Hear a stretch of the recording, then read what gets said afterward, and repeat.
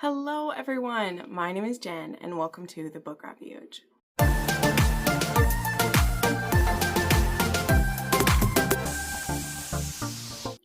Hey everybody, and welcome to my April wrap up and favorites.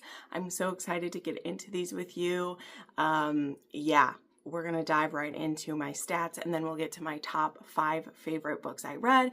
If you're new here, welcome. Thank you so much for finding my channel. In my monthly wrap-ups, only talk about my favorites because I want a chance to extra gush about a few of these books. And if you would like to know more about every single book that I read in April, I do weekly wrap-ups where I talk about everything, and the link to that playlist will be up here. We're already, I believe I've done, 17 weeks in? Oh my gosh. A third of the year is just gone already. Like, it's May. Like, what the heck, you guys?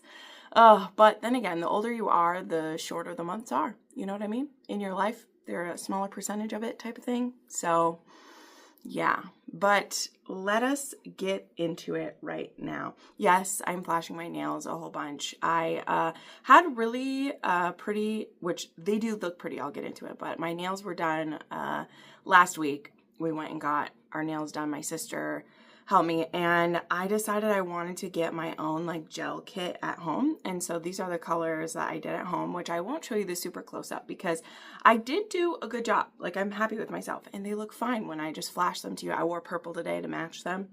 But there definitely are, they're definitely not professional. I definitely didn't get it perfect the first time, but it's going to be fun. I can tell, because the investment for the kit is already the same price as like one manicure, And so now I can have fun with it and I'm very excited, but it was a lot. I think the hardest part is actually prepping my nails to get done, because it is very hard to do your right hand with your left hand to be able to file them hard enough. So I don't know, but anyway, that's a fun thing. So let's get into what my stats are, and then we'll talk about my favorite 5 that I read. So in the month of April, I read 29 books, which is tied so far for my lowest month, which was February. I also read 29, but that's okay. It truly does look like my new normal is about a book a day, which is fine because that's what my yearly goal is. My yearly goal is to read 365 books. But this year I've just really struggled with focusing on things. And again, that's totally fine. I don't need to sidetrack into this. I'm so sorry. I know reading 29 books in a month is still more than the vast majority of people. And it isn't a game. It isn't a race. But it's just, I have a standard for myself of what I like to get to. And I wish I was hitting more about 35. Also, the other like selfish-ish reason is that I have about 30 books that are assigned reading every month, And this month, there was a couple I didn't finish. I'm still reading a couple of the books that were my assigned reading for April. So I've got to stop getting so distracted by my puzzles and by randomly deciding to do my nails on a Wednesday when I have stuff I need to do, it's a struggle. Anywho, so that was 29 books. It was 11,435 pages. The formats of these books is there was 9 physical books. There was 7 advanced listening copies, 6 audiobooks. There was 10 e-arcs, and there was 7 ebooks that I read. So some of those are crossover, as I say, because sometimes I am both reading the physical book and listening, and vice versa. The ratings of these books is there was 1 6-star read. Now that was a reread. That was 6 stars though. So I don't have any new 6 stars this month. There was 9 5 stars, 5 4.5 stars, 12 4 stars, 1 3.5 star, and 1 3 star. So there was about half the books this month that were just kind of like meh. And then there was about half that were like really solid. So it's always good to see. And then the subgenres of these books were, I had 16 contemporary books, 5 dark, 1 fan fiction, 2 fantasy, 1 historical, 2 paranormal, 1 suspense, and 1 non-romance, which of course was Go Tell the Bees That I'm Gone. And we did finish off also the Outlander read-along this month, which it's very relieving to be done with it. But also, I will say, when I finished Go Tell the Bees That I'm Gone, I immediately wanted to start over. And that was bolstered by the fact that the audiobooks are being re-released now. They're not getting rid of the Davina Porter versions. You can still go get those. But I think Catherine Asherton is her name or something. She's going to be reading them all. And the first one just released on the 29th. And I so badly wanted to buy it. And I probably will someday. But we just did that reread. We're going to hold off for a little bit, I think, before I do that. Okay, so now let's go into my favorites. So I will tell you, it was hard to pick my 5 favorites because, as I said, I did have 9 5-stars, and some of those were rereads, of course, but there was a lot that were really solid books. So yeah, I do highly recommend you go back and watch my weekly wrap-ups for that because there was a lot of really good ones. But I just picked 5 that I wanted to talk about a little bit more. So first up, let's talk about Hunger in His Blood by Zoe Draven. Now, this one is a part of the Brides of Calore. And this one was an accidental pregnancy, kind of a sort of a mistress trope, and then a second chance kind of thrown in. So it had a lot of things going on for it. But this is between Arena and Calder. And Calder is this vampire berserker. And he is basically the lord of where he is at. And Arena is one of the serving girls, serving women in his household. Now, these vampire berserkers, they do need to feed, but there is something that is called like their blood bride or something like that, their blood mate, and it's someone who their blood makes them stronger. And once or if a berserker is so lucky to find their blood mate, they can be like 2 or 3 times as strong as they normally are. They are more well fed by that, and it is also just this beautiful bond that you can be in.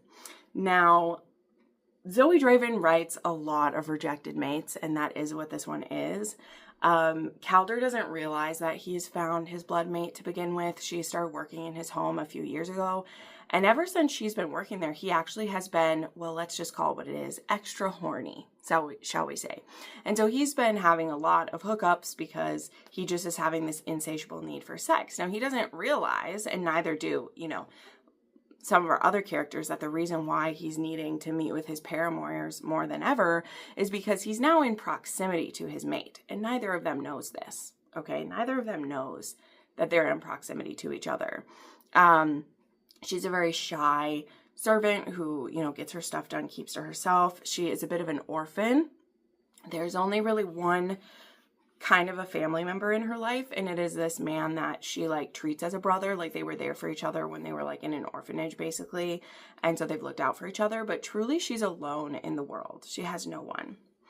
And when one day I believe she's cleaning in the library or she's in the gardens, I don't fully remember where, but she gets basically a paper cut, okay? And we have a Bella and Edward situation where he smells her and he's like, oh my God, this is my blood mate. And he is very hesitant about this, even though he knows what it means, because he's seen 2 of his brothers find their blood mates, and he doesn't want a woman in his life, right? There's all these reasons. Zoe Draven will have to convince you of them, but he definitely takes a bit advantage of our heroine not understanding what she is to him when he offers her, as I said, kind of a mistress situation. Now, he doesn't include sex in this to begin with. He says that doesn't have to be a part of it, though we are both going to be very turned on when we're trading blood. It doesn't have to be more than that. And she agrees to be this because not only does she have a secret crush on him, which again is because he's her blood mate or she's his. She wants to be whatever he needs, but it's very clear he's keeping an emotional distance, and that is going to hurt both of them. So that's kind of the setup. You can see we're probably headed for disaster with him being cold to her, but yet being obsessed with her. And so every time they'll have this really emotional moment while he's drinking from her, and then shut it down and be like, you're just feeling pheromones for me, like it's not real. So he's really kind of gaslighting her when he knows the truth of what's going on. And so I did mention this was an accidental pregnancy. One of these times she is going to like let him have her. And again, now when he closes down and is cold to her, that is just going to be devastating. Like, it's truly pretty despicable what he does. And so that's going to lead to her being like, I'm not going to be treated this way. She isn't a slave here. She's a servant. Like, she's a paid servant. And so she's like, I'm going to go. I'm going to leave. And this cocky, he's not cocky, I'm calling him that because I'm annoyed with him. This cocky son of a bitch might have thought he could just keep her ignorant and have what he wanted without having to like commit fully to having a blood mate and what it could be. He then starts to realize the withdrawal of having her leave him. Now, that's about all I'll say now. I went in this deep enough, but I will tell you, I have not told you everything. I know it sounds like a lot.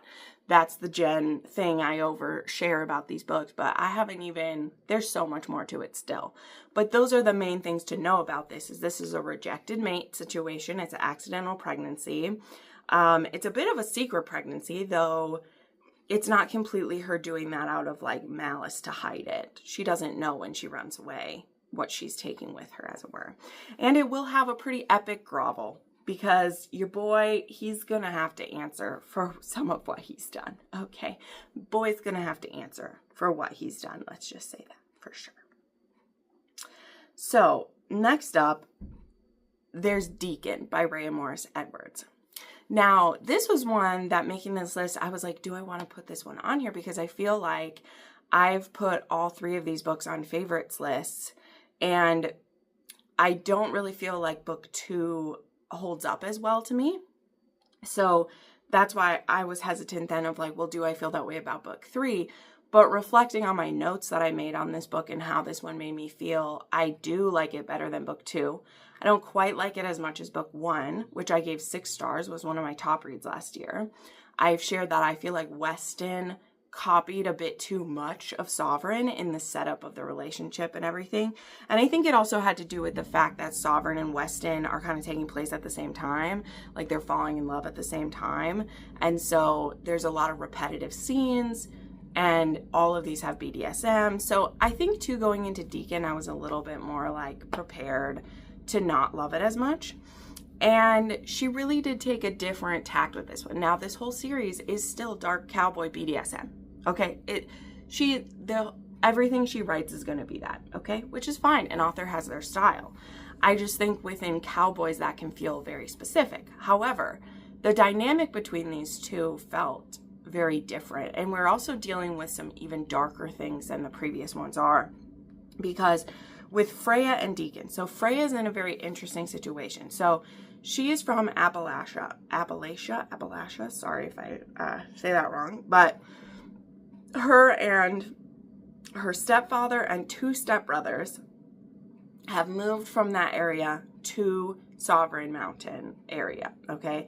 And he had actually, I can't remember what he did. I think there was I can't remember how the stepfather got money, but they were very poor. They actually lost one of her stepbrothers died in a mining accident, and one of her stepbrothers has ended up a little bit, there's no other way to say it, like his mind has been a little bit broken by what happened in this like rock slide. And then there's an older stepbrother and there's the dad.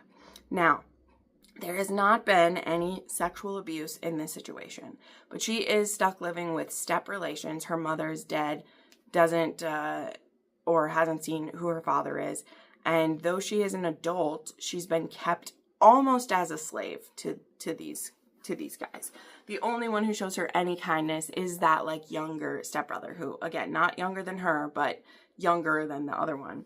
And he's the only one who's shown a bit of kindness, but he's still very obedient to the father. He's been kept in pretty much a drug-induced haze.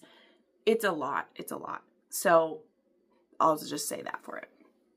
But anyway, so Freya is in this, they've moved from Appalachia to Sovereign Mountain, and she has gotten a job at a cafe in town, and that's really the only time she's allowed to leave. And the only other joy she has in her life is she has a I don't know how to pronounce this, so I'm just going to call it the like base term, but she has a bug collection. She collects specimens of insects that she finds, ones that have already been deceased. She collects them, and she like has pin boards of them, and that is her like only joy. That and reading, of course, because what heroine in a romance novel doesn't read books? Like, that's just how it is, right?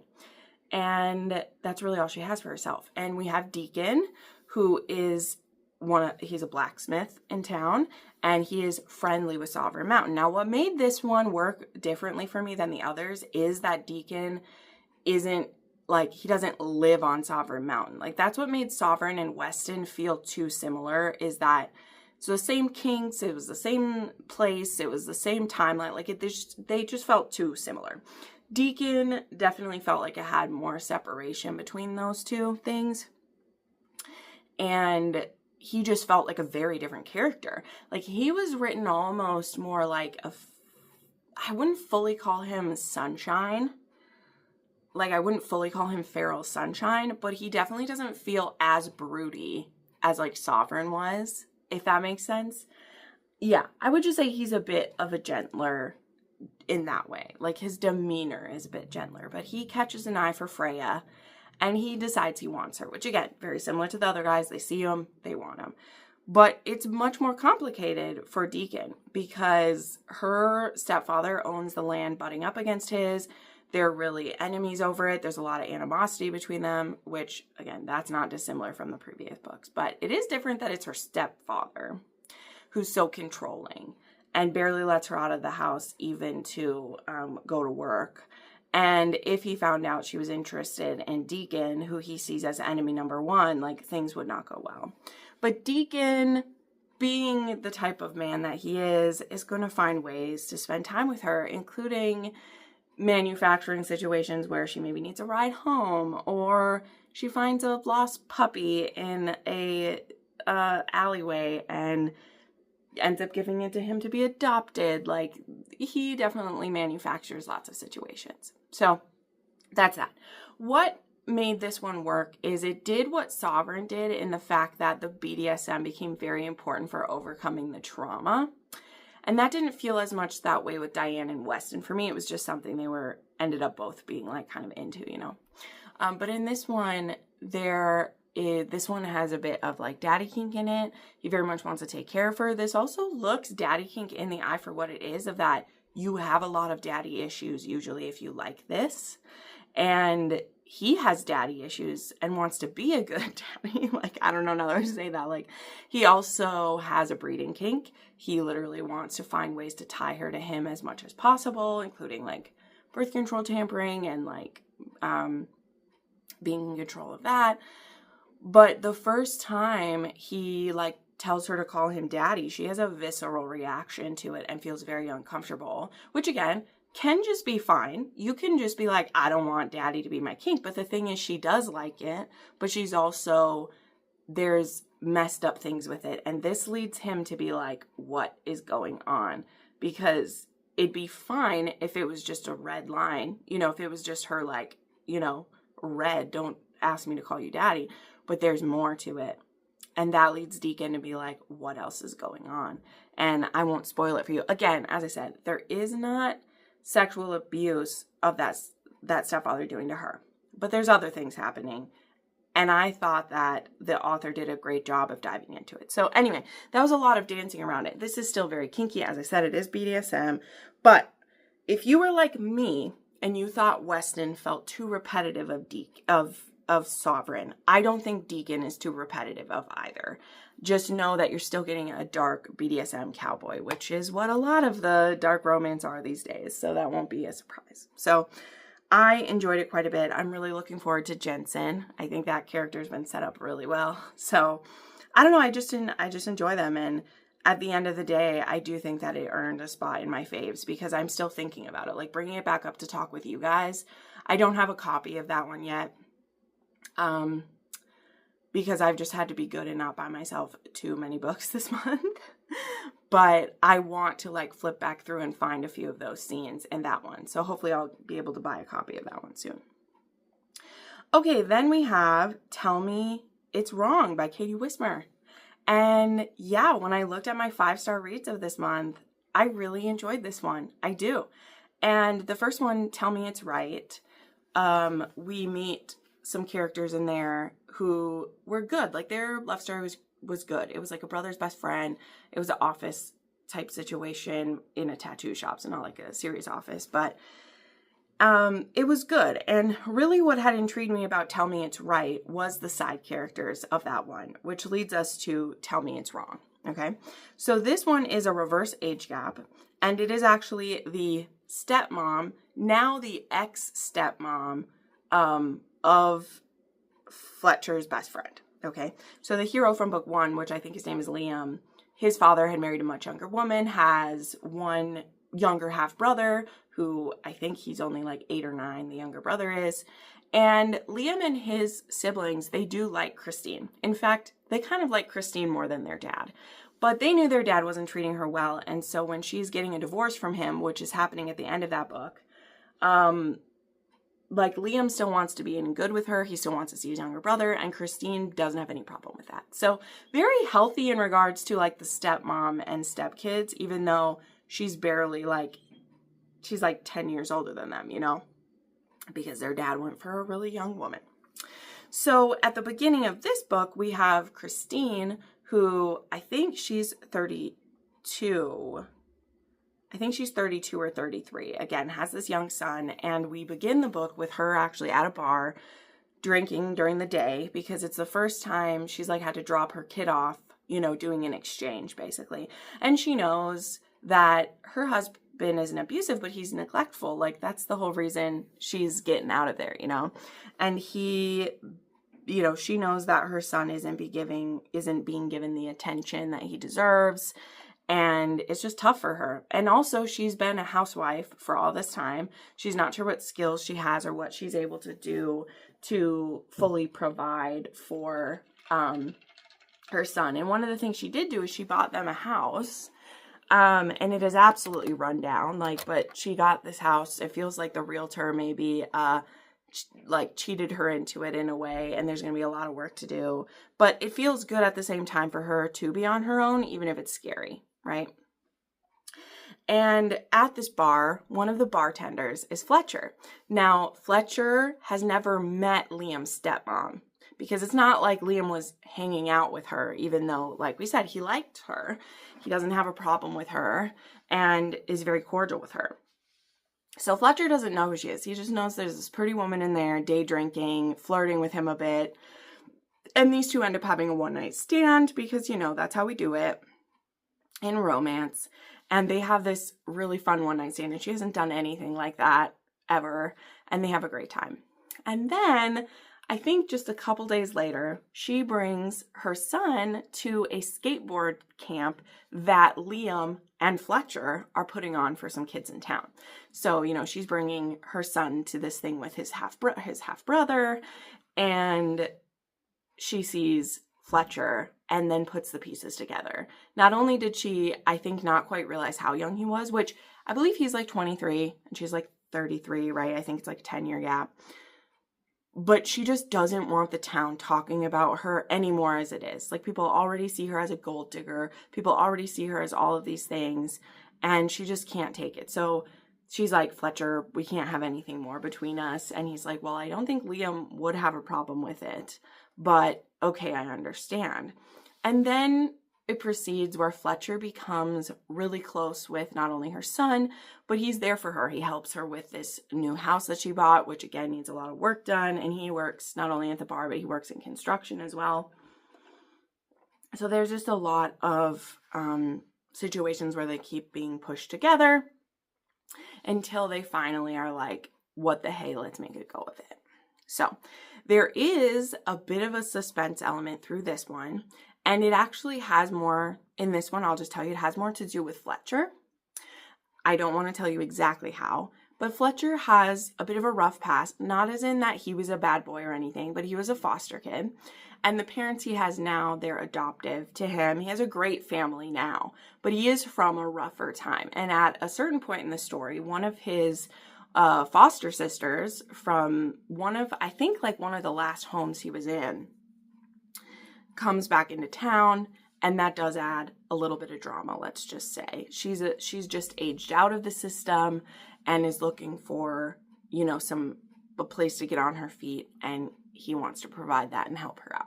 So there is that bit of drama brought in. But yeah, this was just, I loved these two. Okay, this is the type of story that a lot of the drama to it is just Christine figuring out what she deserves and what she's willing to put up with, and Fletcher wanting to be the guy to give it to her. Like, he's almost a golden retriever. I wouldn't call her black cat. She's definitely lost. She wants to be a good mom. That's the most important thing to her. But she is struggling to find her feet in a lot of ways, you know? And I really love that about her. Yep, I really love her. And I loved these two together. And I did think even the suspense part that comes in was handled well. And I love it. There's also almost a found family too, like with Fletcher's family and how they treat her. And honestly, again, like her relationship with Liam and the other like stepkids, I just love them for that. I really do. Because they've all have something in common of having been abandoned by this dad. Okay? They've all been abandoned by this dad somehow. And the fact that they're still able to not let that drive a wedge between them, I think is really cool. I do. So yeah, that was one of my favorites. Okay, now the next one I can't talk too much about, and I'm sorry, I hate when I do this, but also I don't care because this book was so good. The next book that was a favorite is my Patreon book of April. Now, I don't do this just to pump myself up, but at the same time, I kind of do, because of course I want you to be a part of my Patreon. But I'll give you just a little tease because it was a favorite. And when this happens with one of these, eventually I will talk about this book on the channel. It's just that I only just put that review up like a week ago for The Wingman by Stephanie Archer. And it's just not fair to my patrons who do pay me monthly to immediately then say my full review here. That's what it is. It's for them, right? But this one was a hockey romance. It is a best friends to lovers. It is a sexy lessons, and the trope for April was friends to lovers, which I love it when it's done really well. I really do. But yeah, this one is Darcy and Hayden. She moves to Toronto, I think is where we are, to start a new job. And she's recently broken up with their mutual friend, who I can't remember his name. I don't care what it is. But Darcy and Hayden are good friends. And so he's like, you're not going to find another place. You're going to come stay with me. And he is an absolute simp and pines the hell out of her. So he doesn't have her move in with any like ulterior motives, but he'd be a liar if he said it wasn't a benefit to having her be close and possibly be able to start wooing her.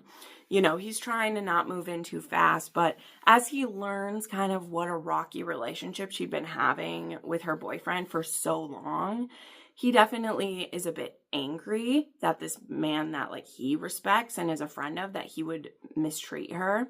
This wasn't a physically abusive or even super emotionally abusive, but it was a pretty neglectful relationship, and he took her for granted and definitely made her feel small for what her dreams were.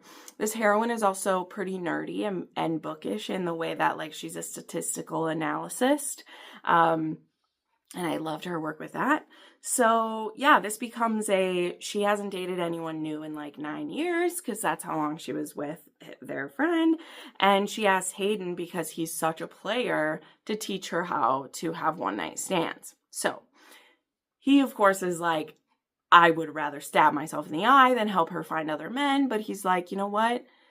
And this is one of the things that made him so great. Okay, I'll tell you one of the things that made him so great is that she deserves so much. And he's like, if she wants to go sleep with people and get like other experiences, she deserves to do that. And I want her to be successful in it, is how he looks at it. So anyway, I will tell you that I adored how he adored her. And I loved how the progression of the relationship happened. And yeah, this one was a 5-star read. So again, for my full gushy thoughts, you can check out my Patreon. There is a free trial that's available that gets you access to the monthly reviews. So technically, you could do a free trial and check those out. And if you like it, stick around, because then you would get to vote on which book gets picked. You would get to get behind the scenes vlogs if you join at a certain level. And you just get updates before kind of anyone else does. So definitely check that out if you're interested. It keeps this channel going. I wouldn't have been able to do this long if it wasn't for Patreon. They are, as I like to say, they are 75% of the income, and YouTube is about literally like 10% of my income because of how ads like strain you. But anyway, the final book I want to mention, which is another one I don't want to talk too much about because it just came out, but King of Envy did make it to the top, which I'm sure you saw if you saw the photo for it. I did get in.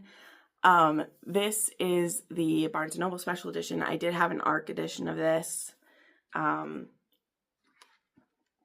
This is gorgeous. It really is. Ooh, that's right. This one has the couple picture. They're so beautiful. Does this one have the new song added in it too? I wonder. Oh, they don't like have it listed here, but there's actually a song that was like written for this book called King of Envy, which is kind of cool.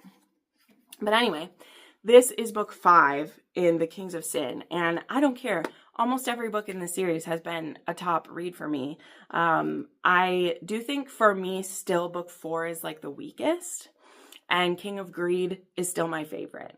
But King of Wrath and King of Pride are very close behind King of Greed, and then King of Envy I think is just right below King of Greed for me. But this beautiful book is about Vuk Markovic and Ayana Kidade, and she is a model, and he is a businessman, and like alcohol brewer is probably the wrong word for what he does. I don't know, but he's a chemist, and so he like mixes vodka and drinks it. God, they're so beautiful together. And in the beginning of this book, the reason why this is King of Envy is Ayana is actually engaged to one of his dearest friends, a friend who's actually saved his life. But what Vuk doesn't know, and we do know, is that Ayana and her partner, which Jordan, I think is his name, let me get his name right, they are in a fake engagement. And they're actually going to be getting married for a limited amount of time to help him get his inheritance and her to be able to pay off her modeling contract, which I won't fully get into all of that, but she's in a very predatory contract that she's in. And if she doesn't keep them happy, they could ruin her career and spoil everything that she's built, which sucks to see, but it's the truth. And by marrying Jordan, it will solve a lot of those problems for her. Now, Ayana has always thought that Vuk hated her because not only is Vuk, he doesn't speak, he has scars, he has injuries, and he is selectively mute.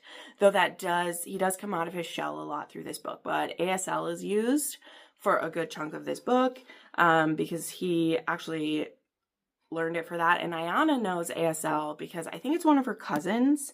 I can't quite remember, but one of her cousins is deaf. And so she learned, like her whole family knows ASL, which I was like, that's a cool little aspect to have. I love that. But anyway, so Vuk is the best man to this wedding, and this wedding is getting closer. And he is just so envious. He's been very grumpy about it. And so in the beginning of this book, Vuk and Ayana are forced to spend a little time together because she needs to go to an appointment in a different state. And so Jordan is like, hey, Vuk, could you let her use your jet, or could you take her? And so they do that. And she finally kind of confronts him on this ride of like, why do you hate me? Like, why did you volunteer to do this if you hate me? I could have taken a commercial flight. And he kind of, for the first time, like cracks a little, and he's like, if you think I hate you, like you're not paying attention.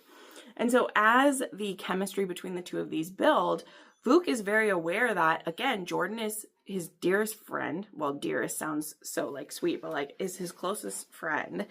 And also like he would never steal him away, or he doesn't want to. And as Ayana is increasingly like flirting with him, he's also kind of like, you know, is this woman going to be so swayed away from my friend? Like, she shouldn't marry him if she's willingly flirting with me. And so there's just all of this building up, right? So this is a very interesting story because you are going to decide if you think there was like some cheating going on or not. But it is called King of Envy. So I feel like you should also be prepared for that. But I feel like the possible cheating aspect comes completely from Vuk's side because he's the one who believes she's going to marry his friend. She should not be dancing around with this if she was truly trying to put on the act that she's with Jordan. But her and Jordan had always agreed that they could like other people or date other people if they did it behind the scenes because they're not going to ever be together sexually. And this relationship has a timeline, right? So we have all that. And then there is also the undertones of the darker side of this story. Now, I just had this discussion on the live show the other night because some people have been wondering if King of Envy would work for the Mafia readathon, like if they felt like this was organized crime. And I want to kind of answer that because I couldn't answer at the time I had read it because I was under an NDA. Now it's been a few days since this is out. And so I feel like I can at least tell you that part of it, right? So I would not consider this like organized crime, and I'll tell you why. Without telling it fully, number one, Vuk is no longer involved with the darker aspects of this, though he was in his past. It's also not a specific organized crime group. It is a like group of assassins. So I do not consider this one as it's like an organized crime novel just because organized crime or a group of that may exist within it. That's how I see it. When I'm thinking of a mafia romance readathon, I think of the hero or the heroine actually being in one of those. And one of them may be left, but the other one is still in or something, and they're not. This is, in my opinion, the darkest one of the series. She's not wrong where it's promoted as like she's going back to a bit of a darker bent, which is how it was with like Twisted. Which was the last one?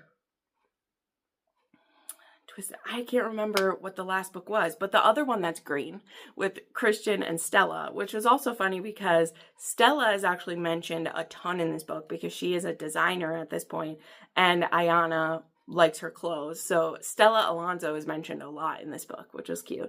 And so is Dante is mentioned a lot. And so yeah, there's still some good crossover. But anyway, that's my answer to that, is that there is a criminal organization in here, but it's not one that Vuk is currently involved with, and it's not what the main thrust of the story is about. So that's my answer. I am not the end all be all. Someone could come up with, change my mind, whatever. But I just think as regards specifically to the Mafia Romance Readathon that I am co-hosting and created, like, I don't see this one as fitting, okay? I think that for people in the mainstream who are big fans of Anna, I think this would be just the little taste of dark they like that could maybe tiptoe them towards Mafia someday. But I don't see this one as hitting that, okay? But what I loved about this, we have an obsessive protective hero. We have someone who's obsessive and protective before he ever thinks that he can have her as his girl, okay?